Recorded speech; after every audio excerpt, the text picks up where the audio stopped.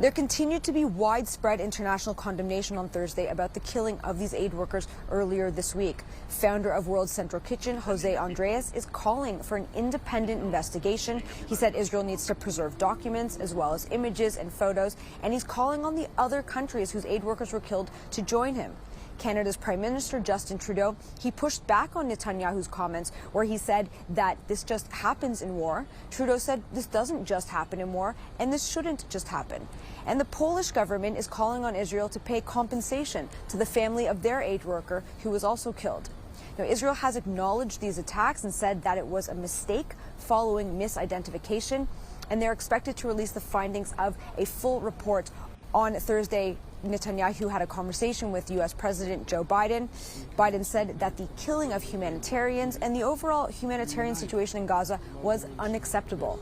And he called on Israel to implement tangible, measurable steps in order to decrease the risk to civilians. Now, while this is going on, attacks are continuing across Gaza. More than 33,000 people have been killed since the beginning of the war. On Wednesday evening, there was a strike that hit the southern city of Rafah, killing at least 6 people, including several children, one as young as 1. Now, while all this is continuing, the ceasefire talks that have been on and off look again to be stalled.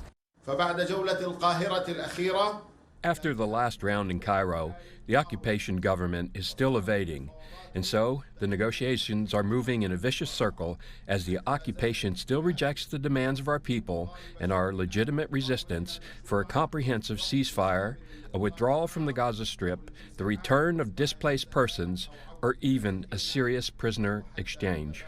These on-again, off-again talks have been going on for months, and some conflict analysts I've spoken to said it's settling into somewhat of a stalemate. Neither side really looks like they want to seal the deal.